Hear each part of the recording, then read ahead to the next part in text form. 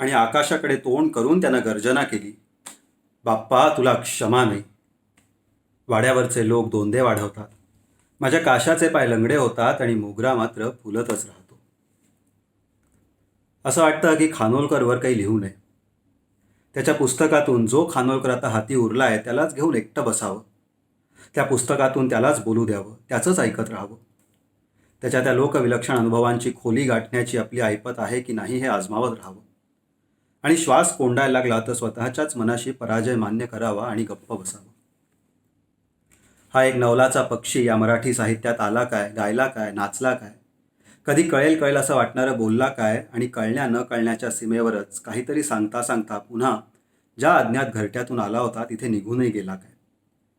त्याच्या निर्मितीसारखंच सारं काही अद्भुत.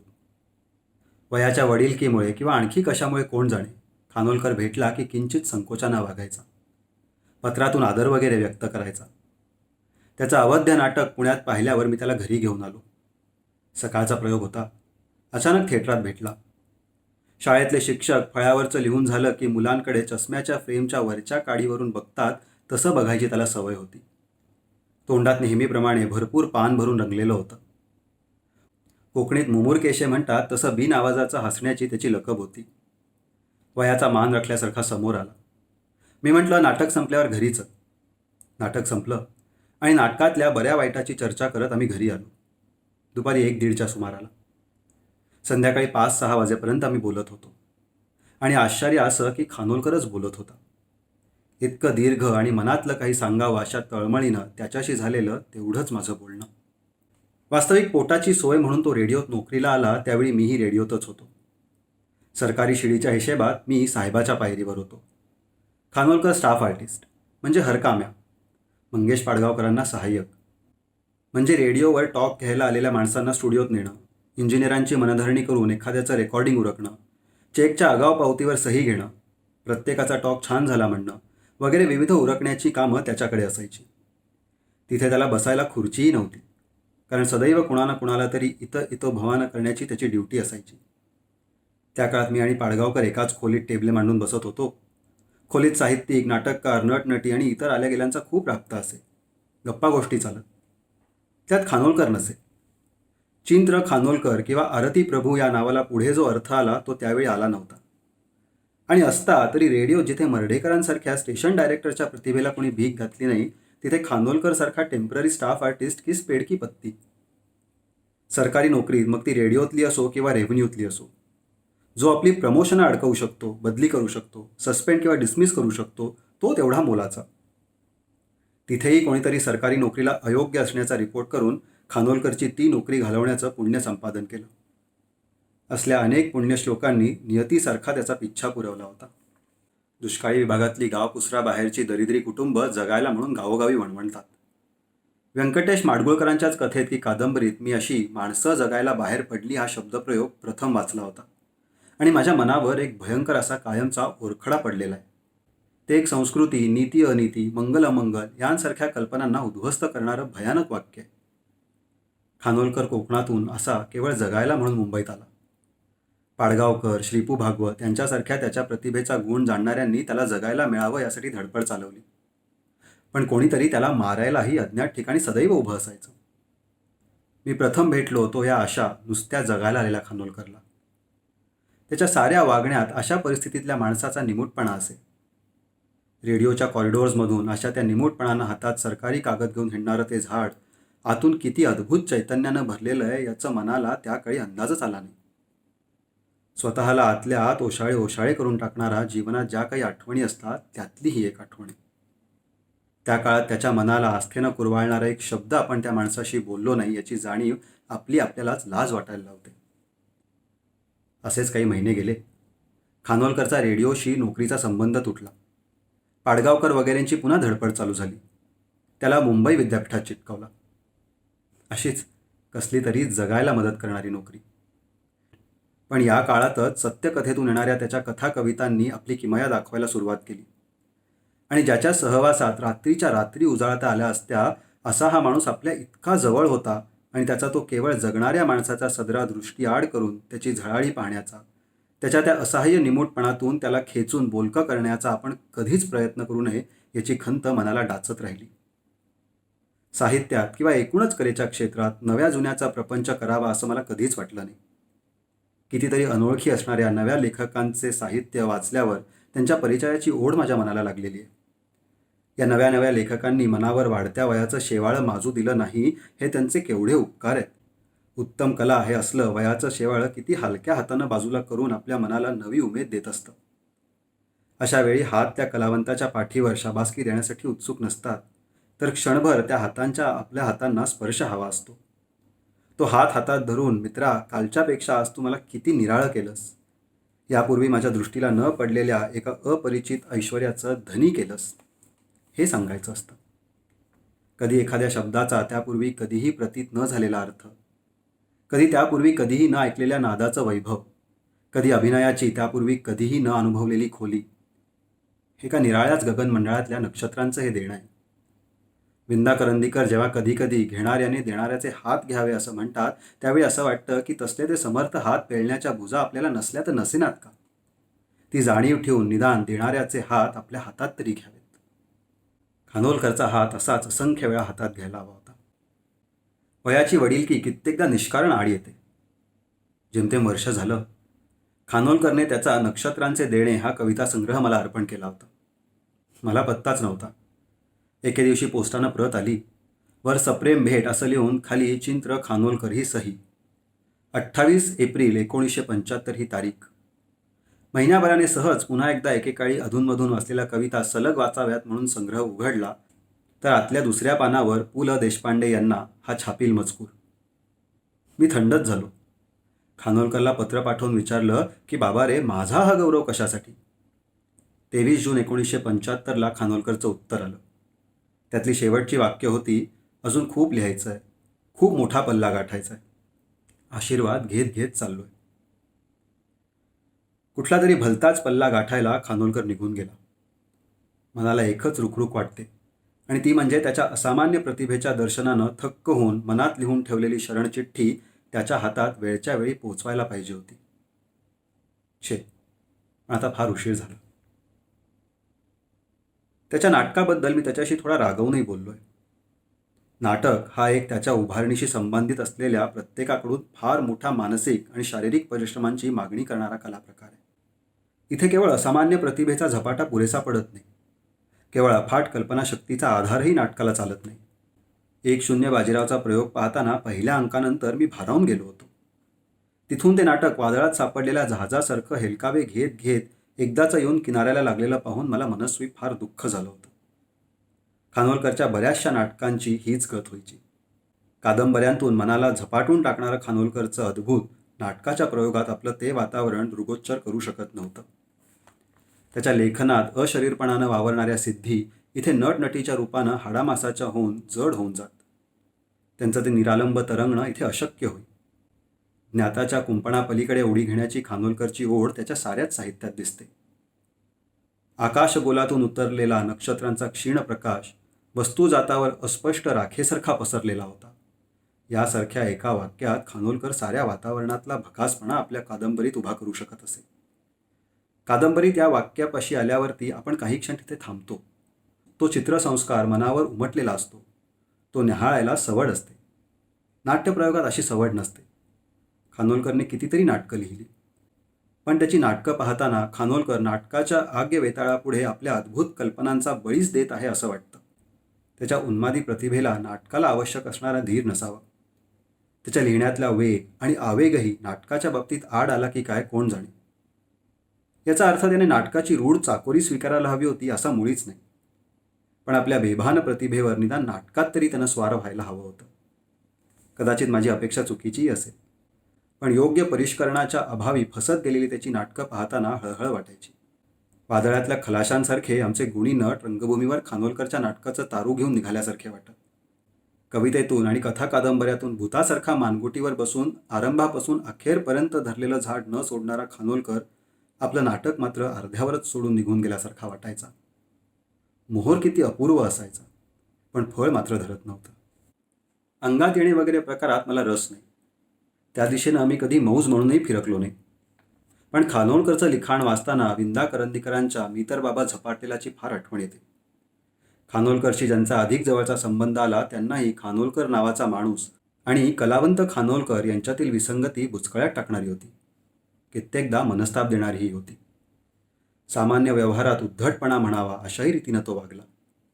परंतु स्वतःला आणि त्याच्यावर अवलंबून असलेल्या कुटुंबाला जगवण्याचा भार वाहणारा खानोलकर आणि जीवनातल्या लौकिका पलीकडच्या गुढांनी आणि रहस्यांनी पछाडल्यामुळे त्यांचा शोध घेणारा त्याच्यातला तो अंतस्तः यांचा झगडा किती जीवघेणा असेल याची कल्पना खानोलकरची ती कुतर ओढ ज्या कोणाला भोगावी लागली असेल त्यालाच आली तर येईल. त्याच्या आर्थिक परिस्थितीसारखीच त्याची सर्जनशील प्रतिभा आणि सेस्मोग्राफसारखी संवेदनशीलता यांनीही तसा त्याचा छळच मांडला होता. व्यवहारात जगण्याचे सामान्य हिशोब घालून खानोलकरच्या वागण्यातल्या अनाकलनीयतेचं गणित मांडणं योग्य नाही.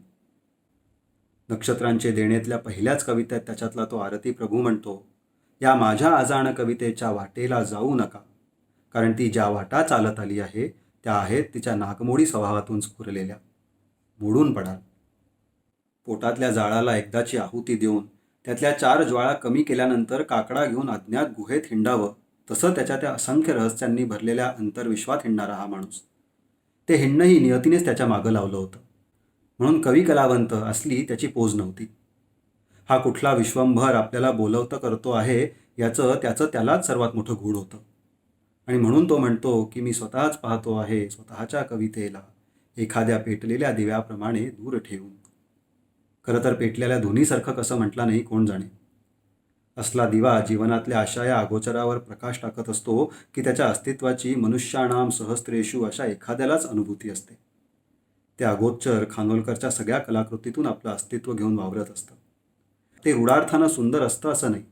कधीकधी तर कोंडूर प्रपातासारखं ते सौंदर्याची अशी झळाळी दाखवून जातं की त्याच्या सौंदर्याच्या अनुभूतीने आपण भयभीत होतो. शेतकरी पिकाला जपत असतो पहिलट करणीसारखा असं म्हणत म्हणत त्याने एका कवितेत धरतीच्या गर्भधारणेपासून प्रसूतीपर्यंतचा नवमास फुलवत नेला आहे. आणि शेवटल्या ओळीत एका विदारक सत्याला हात घातलाय. सोयीणीच्या मुखावरील कष्टासारखी रसरसून लखाकते कोयतीची धार. या 2 ओळीत नवसर्जनाला आवश्यक असणारी निसर्गानंच निर्माण केलेली अपरिहार्य निर्गुणता त्याला दिसली आहे. त्याचं ते पाहणंच असं विलक्षण. म्हणूनच त्याच्या वाणीतून एक अनोळखी कविता फुलत गेली. पूर्वसरींचा एखादा सूर उमटला असलाच तर तो अपवाद म्हणून. त्याच्या कथा कादंबऱ्यातून सर्वार्थानं अभूतपूर्व अशी माणसं आपल्याला भेटत गेली. तो कोणी माझ्यातला तो घनतमी ते जाळतो असं त्यानंच म्हटलंय. तो केशरी अग्निज्वाळेप्रमाणे नग्न आहे. या अलौकिक निराळ्याची ही सारी निर्मिती. व्यवहारात जगताना खानोलकरच्या वाटेत तो यायचा. चकव्यासारखा त्याला भलत्याच वाटेनं न्यायचा. तिथून मग खानोलकरचं लौकिक वागणं चालणं डोळे बांधलेल्या माणसासारखं व्हायचं. संभावितांना त्याचे धक्के लागायचे. चिंतू खाणावळ्याला आरतीप्रभूचे शाप बाधायचे. त्याच्या कवितेतल्या त्या चिमणीसारखा गॅलरीतल्या क्षणभर पूर्वीचा उन्हाचा चौकोन शोधताना तो हरवून जायचा. त्या हरवलेपणातली त्याची ती असह्य चिवचिव कविता होऊन जायची. अर्थ चिमणे चिमणे शब्द मादी बोले मिंटा मिंटा विसंवादी. या साऱ्या विसंवादाचं खानोलकरनं आपल्या प्रतिभेच्या स्पर्शानं विश्व बनवलं. गूढ अज्ञात अनाकलनीय रहस्यमय अशा या जीवनातल्या असंख्य मानवी आणि अतिमानवी व्यापाऱ्यांनी त्याला गुंतून ठेवलं. त्या गुंतण्यातून गाणी झाली, कहाण्या झाल्या. कहाण्यातली आटपाट नगरं मात्र कोकणातली हे खरं. तशी लौकिकातली नावगावं असणारी ही माणसं मात्र कहाण्यातल्या माणसांसारखी अद्भुत. परिकथेतल्या रहिवाशांच्या जातीतली. त्यातून त्याला मरण नामक श्रेष्ठतम रहस्याचं भलतंच आकर्षण. खेळ मांडे मांडेपर्यंत तो मोडायचा आहे ही भावना प्रबळ होऊन उठायची. त्याच्या लहान मोठ्या कहाण्या शेवटी विध्वंस, प्रलय, हिंसेचा आगडोंब या सागराला जाऊन मिळतात. इथं परिकथेतलं आणि मग तो राजपुत्र आणि राजकन्या त्यानंतर सुखानं चिरकाल नांदू लागली हे भरतवाक्य नाही. देवे दिलेल्या जमिनीत आम्ही सरणार्थ आलो शरीरेही त्याची. एवढं असूनही बऱ्याचशा आपल्या साहित्यात मरणाशी जुळलेल्या कसबी कारुण्याशी किंवा उथळ उसाशांशी त्याच्या साहित्याचं नातं जुळवणं अयोग्य होईल. विकृती हा शब्द साहित्य निर्मितीच्या बाबतीत फार बेजबाबदारपणे वापरला जातो. खानोलकरवर हा विकृतीचा आरोप भल्या भल्यांनी केला. सौंदर्यासारख्या विकृतीचाही एक साचेबंद अर्थ आहे. त्याला इलाज नाही. सगळ्यांनीच आर्थिक व्हावं ही अपेक्षाच चुकीची. आपण तयार उत्तर घेऊन जगत असतो. ते सोयीचं असतं. मनाला छळ नसतो. उसनी मिळाली शरीरे आम्हाला, विक्रीस जोड्या नितकी तयार, चिंता न त्रागा रांडेप्रमाणे, नियमित घेतो सनदी पगार. हे तरतम भावानं जवळजवळ आपण सर्वांचं वर्णन आहे. दुःखात सुख एवढंच की आमच्या व्यक्तिमत्वांनी घातलेली खोंगी आम्हाला सतत पोचणी देत नसते. पण ज्या कुणाला नियतीच्या या जीवघेण्या खेळाचा शोध घेण्याचा नाद जडतो त्याला मात्र पुन्हा पुन्हा मरण, घरी दारी बाहेर शयनी, सर्व ठिकाणी, याखेरीज गती नाही. अशा अवस्थेत जगणाऱ्याचा एका निराळ्या अर्थाने शुभाशुभाचा किनारा फिटत असतो. त्याच्या लेखी मंगल अमंगलाची लेबले रद्द केलेल्या नोटांसारखी कवडीमोल झालेली असतात. सारंच निरपेक्ष असतं. साहित्य, कला यांचं सुलभ उत्तरांच्या हव्यासापायी आपण किती ढोबळ आणि शालोपयोगी वर्गीकरण केलंय याची जाणीव खानोलकरचं साहित्य वाचताना अधिक प्रखरपणानं होते. एका अर्थी शाळा कॉलेजातल्या निरनिराळ्या पातळीवरच्या वर्गांना शिकवण्याची सोय म्हणून हे वर्गीकरण असतं. शिकवणं याचा अर्थ उत्तर सांगणं असा झाल्यावर दुसरं तरी काय होणार. प्रत्येक पेशीवर एक एक तीक्ष्ण पान सर्वस्व ऐकतंय या अवस्थेला सर्जनशील कलावंतालाच नव्हे तर आस्वादकालाही जेव्हा जाता येतं तेव्हाच कुठे हा कलात्मक शक्तिपात संभवतो. खानोलकरच्या त्या अवस्थेशी सर्वस्वी एकरूप होता आलं असा दावा मी तरी करणार नाही, कोणीही करू नये. पण त्याच्या साहित्य सहवासात असताना असे अनेक क्षण लाभले की त्यावेळी गात्रांना बधिरता आल्यासारखं वाटतं. चानी कादंबरी वाचल्यानंतर मनात एक असाच विलक्षण सन्नाटा पसरला होता. खानोलकरच्या कादंबऱ्या वाचल्यावर माळरान हा नुसता वर्णनात्मक शब्द न राहता एक अनुभव होतो. त्यानं मरणाशी जाणीव करून दिल्यावर लौकिक अर्थानं निराशा न येता उलट निराशातले वैफल्य जाणवतं. किंबहुना हे मरण संपवणारं नाही तर एक चिरंतन प्रवासाचं स्मरण करून देणारं आहे. सायंकालीन गूढतेच्या सौंदर्याचं उत्तर शोधताना खानोलकर म्हणालाय, सायंकाली वेळ अशी ही कुण्या कवीची, गर्द निनावी बागेमधल्या ओळ असे की, असेल सुद्धा गतजन्मीच्या मृत्यूच्याही गीतांमधली. खानोलकरची मानसी देखील किती अलौकिक वेडसर बोलणं बोलायची. सावल्यांच्या पल्ल्याड असा एक देश, जिथला वेश नको उतरायला चढवायला. लौकिकातल्या वेशांची आणि भाषांची सक्ती फार मोठी असते. संवेदनशील त्वचा भाजणारा तो वेश आणि जिभेवर नाईलाजानं नाचवावी लागणारी ती भाषा. हा जाच भोगताना देखील इथल्या जगण्यात त्याला आढळलेल्या आधारांना खानोलकर मानत होता. एखाद्याची महायात्रा पाहून एखादा सहज नमस्कार करतोय, तोवर आम्हाला एकमेकांबरोबर अबोला धरण्याचा अधिकार नाही. सखी सदनाच्या संकेतस्थळासारखंच हे आयुष्य एकमेकांचंच आहे. या जगण्यात खोल बुडी मारून आलेला एखादा कोणी सर्वांना पोटाशी धरणारा आणि ते पोटाशी धरले गेलेले सगळे दोघांनाही एकमेकांचा आधार आहे. या आधारांचं सौंदर्य त्याच्या डोळ्यातून निसटलं नव्हतं. कलानिर्मितीच्या क्षणी त्याची अवस्था हे सारं निस्संगतेनं पाहणाऱ्याची असे आणि म्हणूनच त्याचं साहित्य जणू कोणीतरी आपल्याला आता अवधारी जोजीचा इशारा दिला आहे असं मानूनच वाचायला हवं. असा आतून उजळून निघून लिहिणारा एखादाच लेखक आपल्या वाट्याला येत असतो. व्यावहारिक पातळीवरील त्याची आचरणातील सारी सुसंगती विसंगती विसरून त्याच्या कृतीपुढे थोडंसं लीन होऊन जावं. तुलनेसाठी डोकावून पाहणाऱ्या कलाविषयक पूर्वसंस्कारांना क्षणभर बाजूला ठेवावं. तरच दोन आर्तस्वरांच्या मधल्या रिकाम्या स्वर्गात डोकावणं शक्य होतं. या अनुभूतीची गंभीरता ध्यानात घ्यायला हवी. खुद्द खानोलकर देखील काही अनुभूतींना स्पर्श करताना मी तेवढा शुद्ध नाही असं असहाय्यतेनं म्हणालाय. अनुभूतीवरून आठवलं, खानोलकरच्या लिहिण्यातून असंख्य अनुभूतींची, दर्शनांची, नादलयीच्या साक्षात्कारांची असंख्य चित्रे सहजपणे तयार झालेली आहेत. तो एक अथपासून इथीपर्यंत कवी होता. मग तो नाटक लिहो की कादंबरी लिहो, त्याचे विचार करणंच प्रतिभांच्या भाषेत. त्यातून त्याच्या निर्मितीतून ढोबळ निष्कर्ष काढता येत नाही. जीवनवादी, कलावादी, बोधवादी वगैरे लेबलं चिटकवायला जागा नाही. आहे ते शब्दात पकडलेलं चित्रमय अस्तित्व. ते चित्र देखील नुसत्या हुबेहूबच्या प्रशस्तीपत्रास पात्र नाही. रेषेला जखम झाल्यासारखं होत गेलेलं चित्र आहे ते. वाऱ्याचा धक्का लागून ढगांच्या रथाचा क्षणार्धात हत्ती व्हावा आणि हत्ती पहा म्हणेपर्यंत दाढीवाला बुवाजी व्हावा अशा स्वरूपाचं. ही चित्र म्हणजे उपमा किंवा उत्प्रेक्षा असं वरवर चिकित्सा करण्यासाठी अप्रस्तुत आहेत. कारण ते व्याकरणातील अलंकार नाहीत. अवयवच मुळी दागदागिने अशी इथे भाषेची अवस्था आहे. कोंडुरातल्या परशुराम तात्याला गर्भाचं पाणी करून टाकणारी शापसिद्ध मुळी देऊन त्या माळरानावरून तो जोगी घराकडे परत पाठवतो. तात्या आता आपली पावलंच वाटेला देऊन टाकल्यासारखा अगतिक होऊन जातो. आणि माळाच्या गुंतवणुकीवरून ती तेवढी वाट अलगद सुटून एखाद्या वाहनेसारखीच तात्यांच्या अनवाणी पायात सरकली आहे असं खानोलकर सांगून जातो. इथे आपल्या धास्तावलेल्या मनाला जाणीव होते ती आपल्याही पायात नियतीने सरकवलेल्या अटळ वाटांची.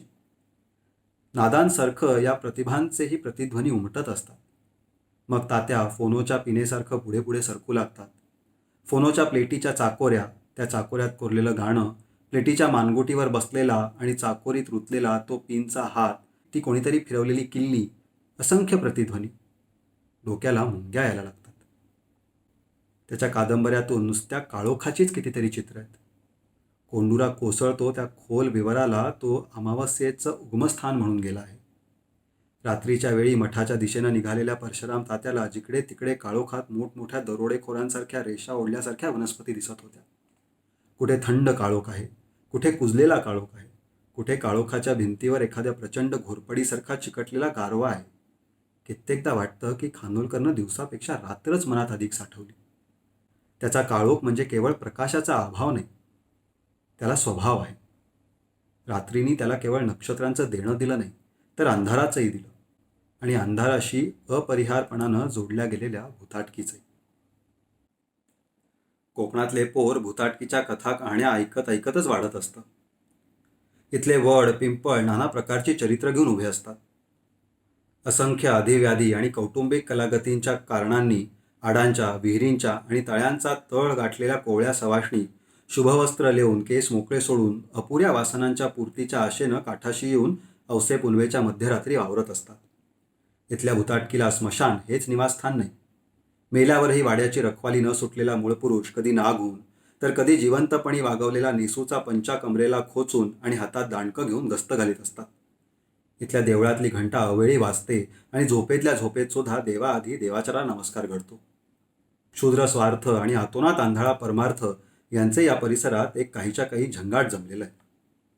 बुद्धीच्या धारेनं ते कोणी तोडू म्हणाल तर त्याला असंख्य वेतोबा रावळनाथांची अस्सल कोकणी शिव्यांची घातलेली आण आहे. या साऱ्या वास्तवाला झाडाझुडपांची, समुद्राच्या गर्जनेची, पावसाळी वादळांची नव्हे तर साऱ्याच निसर्गाची साथ आहे. पिठूर चांदण्यात देखील झाडं पोस घेऊन उभी राहतात ती एखाद्या चेटकीची. वनस्पतींचा वास सुटतो तो देखील भूतांनी वडे तळल्यासारखा, आणि सुरूची बाणे देखील हलक्या आवाजात चाहड्या सांगाव्यात तशी सळसळतात. कोणी संतापी जोगाड्याने नतद्रष्टपणाचा श्राप द्यावा असं हे सौंदर्य इथे उभं आहे. कोकणातल्या अद्भुततेचं हे भुरळ घालणारं भकास वैभव खानोलकरनं कणाकणानं टिपलं. त्याच्या कादंबरीतल्या जवळजवळ प्रत्येक जण असाच कसला तरी शाप घेऊन जगत असतो. पुष्कळदा तीच तीच माणसं आली की काय असं वाटतं. कॅलिडोस्कोपमध्ये रंगीबिरंगी काचांचे तुकडे घालून फिरवत बसावं अशी ही सारी माणसं घेऊन खानोलकर फिरवत बसल्यासारखाही वाटतो. सगळ्या पायांना कुठंतरी चीर गेलेली, छिद्र पडलेलं, दैवानं देऊन कर्मानं नव्हे तर दैवानंच हिसकावून घेतलेलं.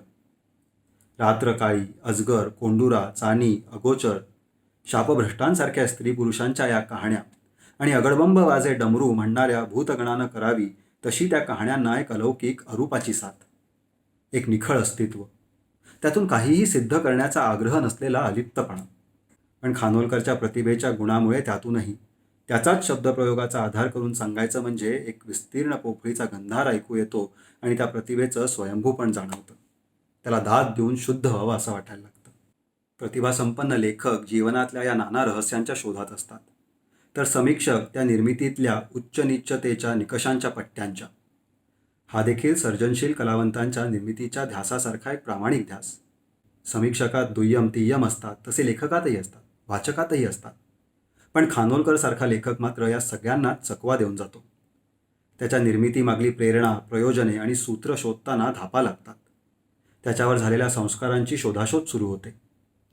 वाहत रहा बाळांनो, विचारांचं व्रत आम्ही घेतो.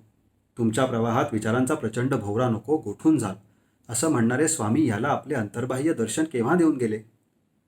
या अलिप्तपणाची ह्याची साधना कुठे झाली. एका व्यक्तिचित्रात सुंदर काका म्हणतात, टेंब्यांची पेटी ऐकली आहे तुम्ही? अहो आपले गोविंदराव हो, ते पेटी वाजवतात पण ते पेटी मुद्दामहून वाजवतायत असं मुळीच वाटत नसतं. ते अलिप्त असायचे. तसंच हे आपण अलिप्त राहायचं अशा हौसेच्या मामल्यात. त्याच्या कादंबऱ्यातून ठाई ठाई आढळणारा पांगुळपणा, बाजीरावातली वेल, चाफ्यातली संध्या, कालाय तस्मै नमःमधली शकू एका नाटकाच्या अंतमधली ती खिडकीतली मुलगी. खानोलकरच्या लाडक्या शब्दात म्हणायचं तर हे अळूवाळ त्याला सतत का खुणावीत होतं? त्याच्या निर्मितीत त्रिविध नावारूपांनी वावरणारा एक निर्गुण आहे. स्वरूपाची विरूपाशी लग्नगाठ आहे.